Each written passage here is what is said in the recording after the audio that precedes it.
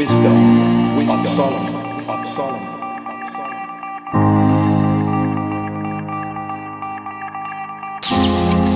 Chapter 16.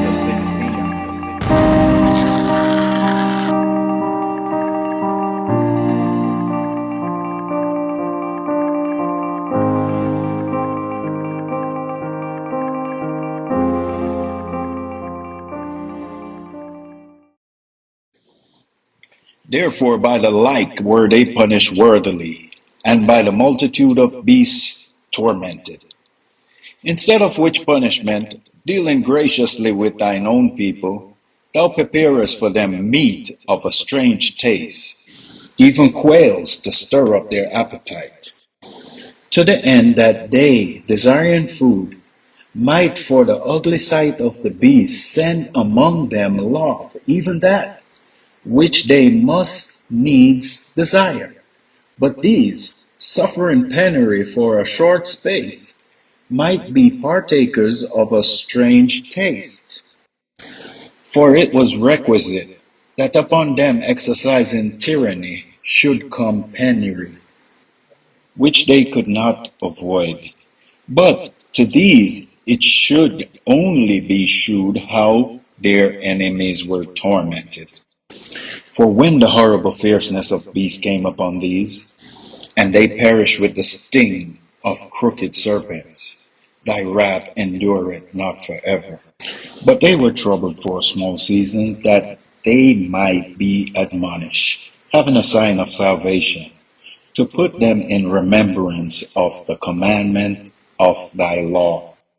For he that turned towards it, it was not saved by the thing that he saw, but by thee, that art the Saviour of all. And in this thou madest thine enemies confess that it is thou who deliverest from all evil. For them the biting of grasshoppers and flies killed, neither was they found any remedy for their life, for they were worthy to be punished by such. But thy sons, not the very teeth of venomous dragons overcame, for thy mercy was ever by them, and healed them. For they were pricked, that they should remember thy words, and were quickly saved, that not falling into deep forgetfulness, they might be continually mindful of thy goodness. For it was neither herb nor mollifying plaster that restored them to health, but thy word, O Master, which healeth all things. For thou have power of life and death. Thou leadest to the gates of hell, and bringest up again. A man indeed killeth through his malice, and the spirit, when it is gone forth, returned not, neither the soul received up cometh again. But it is not possible to escape their hand.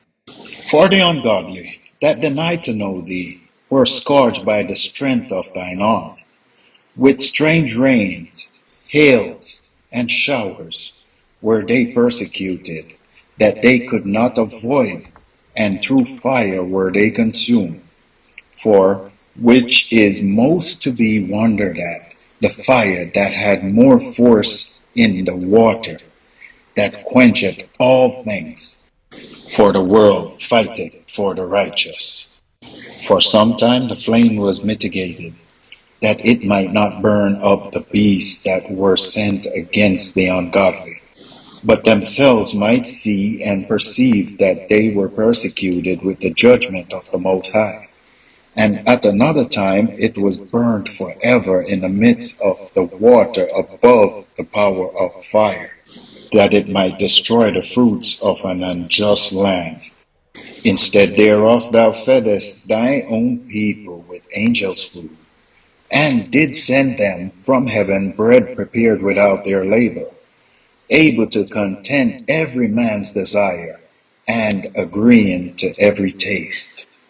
For thy sustenance declare thy sweetness unto thy children, and serving to the appetite of the eater, tempered itself to every man's liking.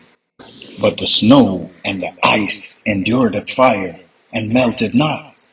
that they might know that that fire burning in the hail and sparkling in the rain did destroy the fruits of the enemies. But this again did even forget his own strength, that the righteous might be nourished.